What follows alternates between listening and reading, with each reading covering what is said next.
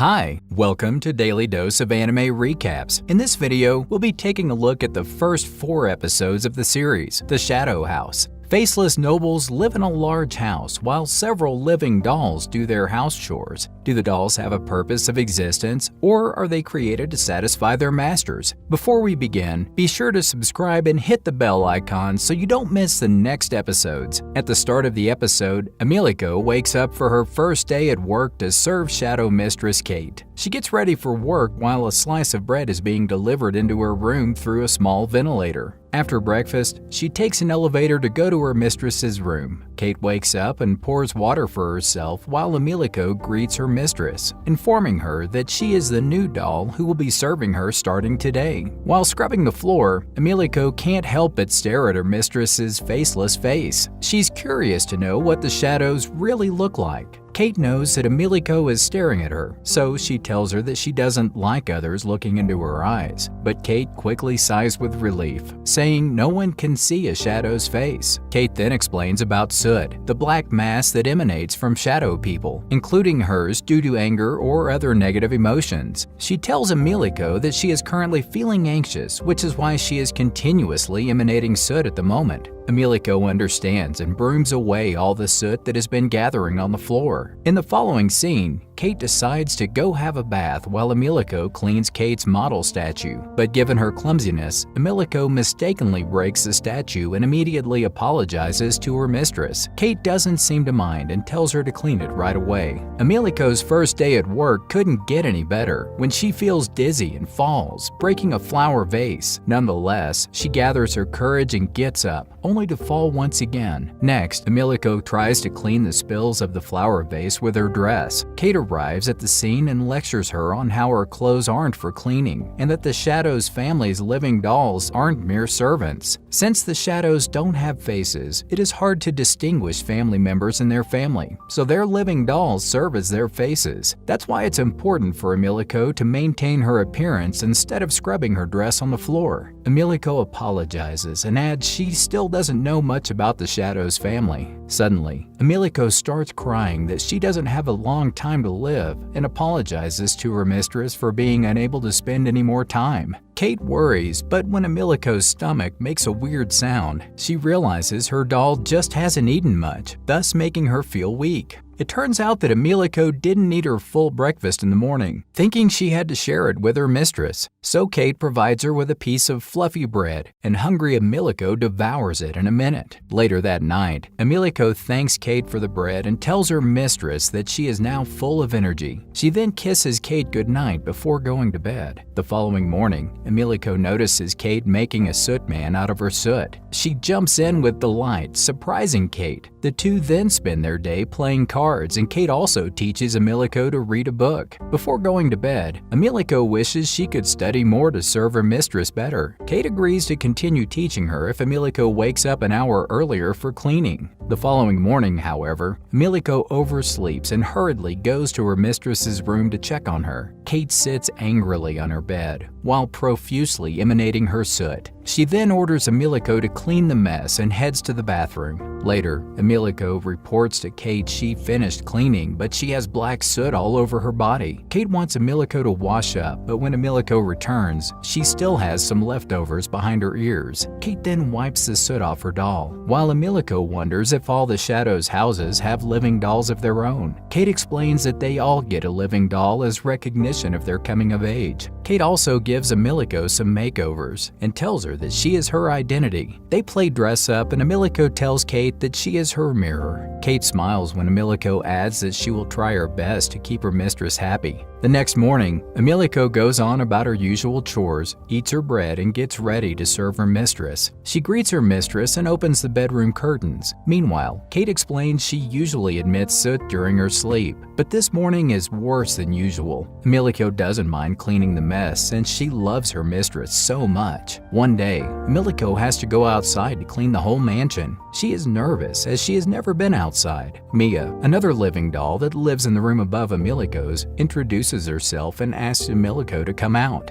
She then takes her to the Great Hall of the Shadow's house, and Emilico is surprised to see so many living dolls scrubbing and cleaning the house together. Mia tells her that the house is so big that their cleaning duties never end, even with so many dolls. She then introduces Emilico to Rosemary and Lou. Rosemary tells Emilico that they four are a cleaning team, and that she is the team leader since she is the oldest one. Meanwhile, Emilico is surprised and falls straight to the floor, as she didn't expect so many dolls in such a huge area outside her and her mistress's room. Rosemary hands over a cleaning kit and soot suit, which are used for deep cleaning. She and Mia then sing a song while they carry out their chores happily. Later, Emilico returns to her room and tells Kate about her adventure outside. She starts singing the song Rosemary taught her and starts cleaning the shelves. Unfortunately, her hand slips away and gets Kate's treasured stuffed doll soaked in water. Kate immediately lashes out and once again starts emitting her soot profusely. Emilico tries to clean the soot off the ceiling, but it just wouldn't come off. She then cries alone, thinking about how she failed her mistress, but she gathers her courage and decides to fix the stuffed doll. Later, she gives the stuffed doll to Kate, who eventually forgives her. Emilico also shows Kate that she's made one for herself and calls him Raleigh. One day, while cleaning the windows, Raleigh falls down her pocket, and when Emilico tries to catch him, she too falls off and lands on a bushy garden below. Kate immediately goes down to help Emilico, who has some bruises on her knees. While they return to their rooms, they stumble upon Mia and her shadow mistress, but Mia doesn't seem like herself at the time. She copies Mistress Sarah's facial expressions and words. Sarah calls Emilico a failure, as she hasn't been trained to mirror her mistress's face for their debut.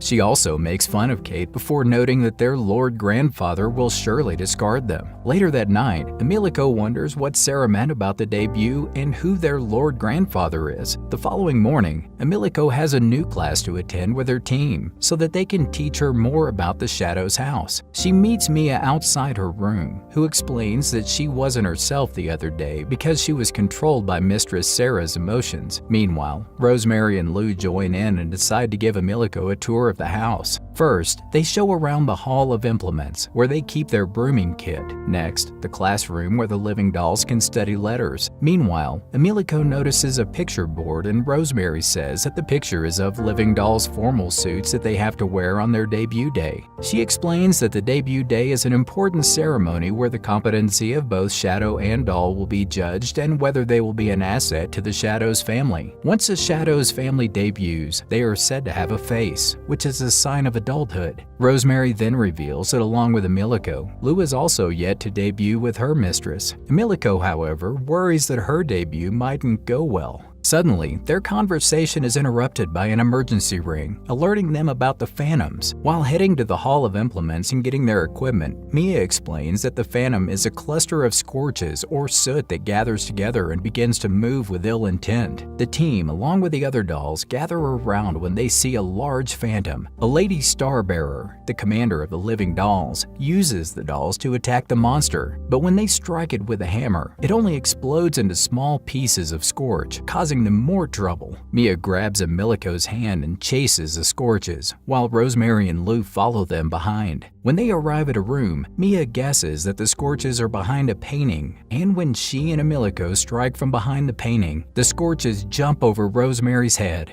Then they completely cover her face, taking control of her body and creating a new Phantom. Lou remembers from her manual that Phantoms can kill with enough water and tells it to Emilico, who immediately brings a huge water vase and pours it over the monster. Emilico saves the day, but Rosemary suffers from the soot sickness since scorches had entered her body. She is then taken by the first aid team for further medical help. The following day, Emilico worries if Rosemary will be fine, and Mia asks her not to worry since Rosemary is the strongest on their team. Mia then takes Emilico for a bath that day, and the pair enjoy and have fun together. After their bath, Rosemary comes over to greet them and tells them that she drank enough water to drink all the soot away from her system. Emilico becomes elated to learn that Rosemary is now fit and well. Later, Emilico talks about her day to Kate while serving tea for her. She hopes that she will be able to spend a more wonderful time with their friends. Meanwhile, her stuffed toy Raleigh moves in her pocket and flies straight upwards before landing on Emilico's hands. It turns out that Emilico made Raleigh and fixed Kate's stuffed doll with the help of the same soot man Kate was making earlier. So, since the soot is linked with Kate, she can actually make the toys move. This also comes off as a surprise for Kate since she didn't know she could move stuffed toys. She instead believed that their Lord Grandfather is the only one that had the power to do so. Later that night, Emilico writes in her journal and notes that soot can be made to move as Kate did. But she also wonders why her mistress can make the soot move, and if someone was making the phantom move earlier. Just then, Kate rings her and informs her that their debut is near and that they have to study together tomorrow. The following day, the Lady Startbearer, also known as Barbie, summons all the dolls to discuss the phantom mayhem. She blames Rosemary and her team for letting go of the monster. Mia cannot bear the unreasonable blame and cuts Barbie mid-conversation, explaining that they were merely fulfilling their cleaning duties. The fierce and rude Barbie lashes out in anger for cutting her conversation and kicks Mia on her stomach. Emilico immediately rushes in to help her friend and screams at Barbie for being so mean. Barbie has had enough of incompetent dolls and readies to hit Emilico, but luckily, Sean, a male living doll, pushes her back with his cleaning stick, calling it a mistake later. Another male doll, Ricky, saves Barbie from falling on the floor and hits Sean on his stomach for disrespecting Barbie. Barbie gets back to her form, but is once again interrupted by a clumsy doll, Rum, who drops her kit on the floor. She then shifts her attention to Rum, calling her the dimwit who unleashed the phantom. Emilico knows she isn't to blame, so she stands up for her. Barbie decides to give them a last chance, so she assigns Sean, Emilico, and Rum for night watch to try and find an explanation behind the phantom mayhem. And if they fail during their duties, she will report it to the adults living on the next wing of the house. Later that night, Sean, Emilico, and Rum meet at the Great Hall and start searching for anything unusual. A couple of days go by, but they cannot find any clue about the phantom. On their fifth day, Sean brings a blanket for them to sleep in the small hall, since the watch has been disturbing his sleep routine. Emilico initially wants to keep on searching, but eventually agrees that the watch has been hampering in her performance of her service to Mistress Kate as well. Meanwhile, Rum stays silent, not speaking even a word since day one. In the next scene, the three lay together on the ground and Rum finally opens her mouth, blaming herself for getting Emilico and Sean into trouble. But Emilico thinks otherwise. They then hear someone coming in their direction, and Rum, fearing that it's the phantom once again, runs away into the darkness. It turns out that it's a veiled doll, whose duty is to distribute food and clothes to other dolls. Meanwhile, Rum sits alone in a dark hallway and cries as she has always been a failure, and that nobody is coming to save an inept doll like her. On the other hand, Sean and Emilico venture into the restricted hallway in the front part of the house to search for Rum. They instead discover that dolls who try to run away from the house are immediately eliminated by a trap of arrows. The pair then hurriedly head back after hearing Rum scream from a back hallway. They follow the sound and finally see Rum curled up alone in the darkness. Emilico immediately hugs her, but the three soon are attacked by scorches and a phantom. Luckily, Emilico and Sean manage to clobber the phantom with Sean's blankets. They then search around the room for any clue about the phantoms and discover that soot leaked from a trap door that was rusted and broken. The soot then gather together to form a phantom. Emilico rejoices with happiness and hugs Rum as the case is finally solved. She then takes out a piece of bread from her pocket and shares it with her friends.